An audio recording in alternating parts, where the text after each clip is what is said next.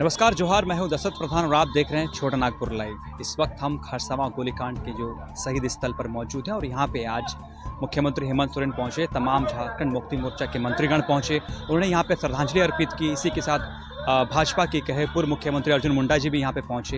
हालांकि ये चर्चा का विषय बना रहा कि पूर्व मुख्यमंत्री चंपई सोरेन यहाँ नहीं पहुंचे। और इसी के साथ यहाँ पे अब दिन के अंतिम क्षण पर टाइगर जयराम महातो डुमरी के नवनिर्वाचित विधायक भी यहाँ पहुंचे। उन्होंने भी जो है यहाँ पे श्रद्धांजलि अर्पित की, यहाँ के शहीदों को याद किया और इसी के साथ प्रेस वार्ता कर तमाम बिंदुओं पर जो है अपना पक्ष रखा है।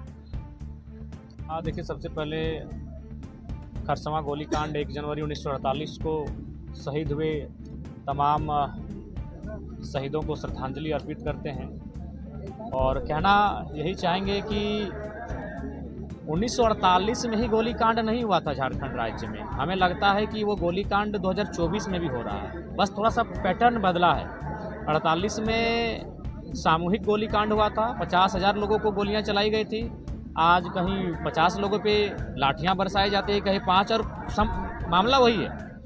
खरसावां गोलीकांड को अगर समझना चाहते हैं तो हमें उस समय की परिस्थितियों को समझना होगा कि उस समय खरसावां के आदिवासी मूलवासी अपनी ज़मीन को उड़ीसा में मिलाने देने के पक्ष में नहीं थे, क्योंकि उनसे उनकी ज़मीनों और भाषा को कहीं ना कहीं छेड़छाड़ होता। तो आज भी ज़मीन की लड़ाई झारखंड वासी आज भी लड़ रहे हैं। आज भी जो तमाम उद्योग घराने हैं, तमाम जो खनन के क्षेत्र में कार्य करने वाली कंपनियां हैं, उद्योग स्थापित करने वाली कंपनियां हैं, वो लड़ाई हम आज भी लड़ रहे हैं। बस फ़र्क है कि उस समय गोलियों से हमें मारा जाता था, अब कानून के दांव पेच से मारा जाता है या प्रशासन की झूठे एफआईआरों से हमें मारा जाता है। परिस्थितियाँ आज भी वही हैं। अब आप कहेंगे कि आप उद्योग के खिलाफ़ हैं क्या? तो जी नहीं, उद्योग के खिलाफ़ कोई नहीं है। हमने जो कपड़ा पहना है वो उद्योग के कारण है। हमारे हाथ में जो मोबाइल है वो किसी न किसी कल कारखाना में तैयार हुआ है। हमारा बस यही एक मांग है कि जो लोग रैयत अपनी ज़मीन देते हैं, जो ज़मीन देकर विस्थापित हो जाते हैं, उनको पीढ़ी दर पीढ़ी नौकरी मिलना चाहिए। इसलिए मिलना चाहिए क्योंकि वो ज़मीन उनके पिताजी करते थे, पिताजी से पहले दादाजी करते थे, दादाजी से पहले दादाजी करते थे। तो उस ज़मीन को जब हम उद्योग को दे रहे हैं, उद्योग के घरानों को दे रहे हैं, तो एक नियम ये होना चाहिए कि जब तक वो उद्योग वहाँ खड़ा रहेगा, चाहे वो टाटा रहे, टिस्को रहे या VCCL रहे, CCL रहे या कोई कंपनी रहे, जब तक वहाँ उद्योग का और कंपनी का कार्य होगा तब तक 3rd और 4th ग्रेड की नौकरी ज़मीन देने वाले रैयत परिवार को मिलना चाहिए। जो खरसावां गोलीकांड हुआ, इस गोलीकांड के जो शहीद हुए, जो सपनों का झारखंड सोचा गया था, वो कहाँ तक हद तक? नहीं, बिल्कुल नहीं। हमें लगता है 1% भी अगर पूरा हुआ हो तो खरसावां गोलीकांड बिल्कुल वो सपना आज भी अधूरा है। जिस उम्मीद के साथ झारखंड के लोगों ने शहादत दिया है, शहादत देने का ही मतलब था सुशासन की व्यवस्था। सुशासन की व्यवस्था मतलब हमारी अपनी पारंपरिक व्यवस्थाएं, लेकिन आज विशेषकर कोल्हान में आप अक्सर देखते हैं जिस प्रकार की समस्याएं सामने आती हैं, जिस प्रकार से दमन किया जाता है, तो सुशासन व्यवस्था आज भी नहीं है। और जो लड़ाई थी वो सुशासन व्यवस्था की लड़ाई थी, वो लड़ाई हक अधिकार की थी। और हमें लगता है कि आज पुनः उस लड़ाई को आत्मसात करने की आवश्यकता है। सर, पेशा कानून के बारे में बार बार बात होता है, अभी फिर से जो है ये बात उठ रहा है। पेशा कानून पर आप क्या पक्ष रखते हैं? बिल्कुल, पेशा कानून ही मजबूत करेगा जो आदिवासियत परंपरा है, जो आदिवासियत रीति रिवाज है। पेशा कानून का जितना कड़ाई से, जितना मजबूती से अनुपालन होगा, उतनी ही आदिवासियत का संरक्षण होगा। और नहीं तो आज देख सकते हैं, रांची एक समय आदिवासियों की CNT ज़मीन हुआ करती थी, आज वहाँ आदिवासी नग्न हो गए। धनबाद, बोकारो ऐसे बहुत सारे जगह हैं जहाँ आदिवासी मूलवासी लोग बस बसाव था उनका उस भौगोलिक सीमा में, आज वो विस्थापित हो चुके हैं। कहीं डैम बनने से, कहीं उद्योग बनने से, तो कहीं अन्य राज्यों के लोगों के प्रभाव से वो धीरे धीरे अपने गांवों को छोड़कर सीमित हो गए हैं, संकुचित हो गए हैं। तो पेशा कानून जैसे कानूनों को कड़ाई से अनुपालन ही आदिवासियत संस्कृति का संरक्षण करवाए। दादा, आपका एग्रेसिव को लेकर के पूरा झारखंड में चर्चा चल रही है, जैसे कि क्या? देखिए, हमें लगता है कि एग्रेशन आवश्यक है झारखंड के लिए। अगर मान के चलिए आप नियम से चरणबद्ध तरीके से अगर झारखंड में काम हो जाता तो एक यूथ लड़कों को एग्रेशन करने की ज़रूरत नहीं थी। हमें भी अपने घर परिवार को देखने की आवश्यकता थी।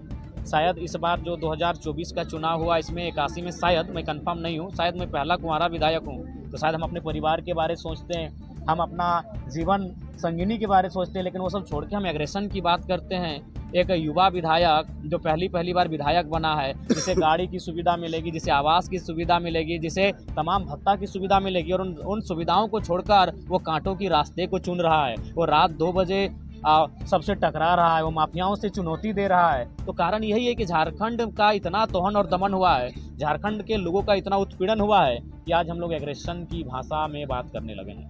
सर, जिस तरह बीसीएल वहाँ पे बीसीएल से भी लोग परेशान है, यहाँ पे टाटा स्टील की बिल्कुल तरह हर जगह, धनबाद की बात करें तो बीसीसीएल से, अगर बोकारो की बात करें, रामगढ़ की बात करें तो सीसीएल से, और जमशेदपुर की बात करें, सरायकेला की बात करें तो जो तमाम उद्योग हैं, चाहे टिस्को रहे, टाटा रहे, उषा मार्टिन रहे, और जो कंपनियां हैं, ये सत्य है। रांची जाएंगे तो एचईसी से, हिंडाल्को से।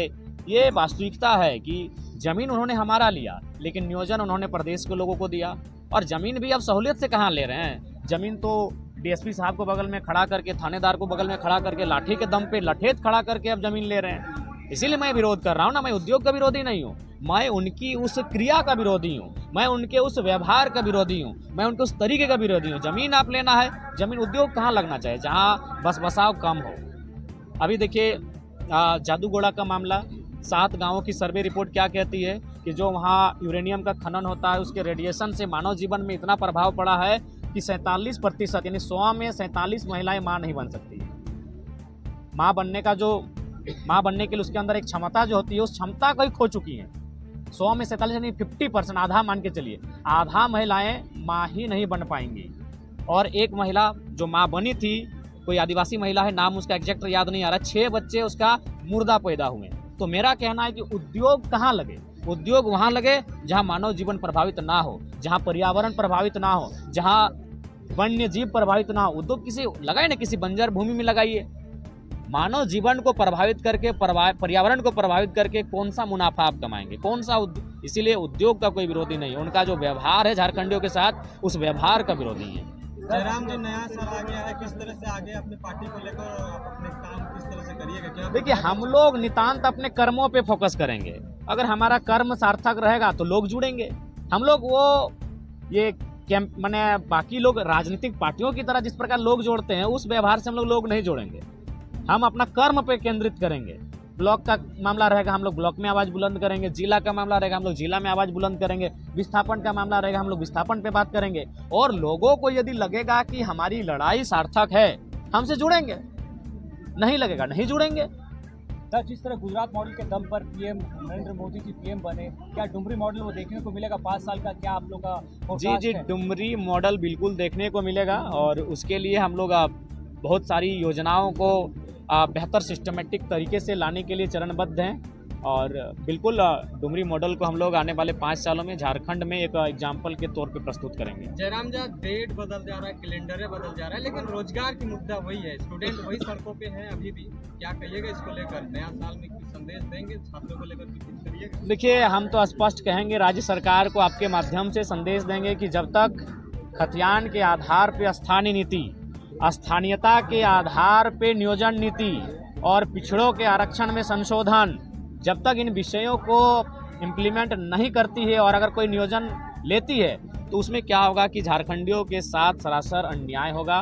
तो इसलिए राज्य सरकार को हम आपके माध्यम से खरसवां की इस पावन धरती से, खरसवां की इस ऐतिहासिक धरती से संदेश देंगे, बिना स्थानीयता के कोई भी नियोजन ना लें। अगर बिना स्थानीयता के आप नियोजन लेंगे तो वहाँ झारखंड के लोग कम और गैर झारखंड के लोग ज़्यादा भरे हुए दिखेंगे। सर, पैसे के लोभ से जिस तरह इस बार सत्ता बना, 2100 रुपया गोगो की बात हुई, मैया सम्मान की बात हुई, और कहीं ना कहीं ये कन्वर्ट भी हुआ वोटों में, तो ये 5 साल में क्या देखते हैं कि लोग वही 2500 या 3000 में सीमित रह जाएंगे या फिर अपने इच्छाएं को? देखिए, अब वास्तविकता यही है। एक हिटलर ने एक उदाहरण दिया था एक मुर्गे का, उस मुर्गे के सारे पंखों को नोचकर उसे टकला कर दिया था, और फिर मुर्गे को कुछ दूरी पे रख दिया और 2, 4, 3, 4 दाना देने लगा। वो मुर्गा स्वतः उसके चरणों में आके बैठ गया। तो हिटलर ने संसद में फिर कहा कि जनता का इसी तरह हस्र बना के रखना चाहिए, उन्हें पूरे 5 साल मुद्दों से भटका के रखना चाहिए और अंतिम समय कुछ दाने उन्हें चुगाना चाहिए। तो वही हाल होता है, क्योंकि झारखंड की जनता को इतना निचोड़ा गया है कि उन्हें जिंदा रहना ही विकास समझ में आता है। देखिए, मैं पुनः कहूँगा, मैया सम्मान, अगर नारी सम्मान की बात है तो अच्छी बात है। मैं आज फिर तर्क दूंगा, 45 से 50 वर्ष की जो महिलाएं हैं उससे ऊपर जो है उनको आप ये सम्मान दें। लेकिन अगर आप 18-20 साल की बालिकाओं को ये सम्मान देते हैं तो उस मेहनत के साथ 2000 रुपये जो कमा रहे हैं, उनको एक धक्का लगेगा। आप किसी को फ्री में अगर 2000 2500 रुपये देते हैं और जो लोग अपना हाड़तोड़ मेहनत के साथ जो युवा 2000 2500 रुपये दिन मैंने महीना का कमा पाते हैं, उनकी मानसिकता को डैमेज करेगा।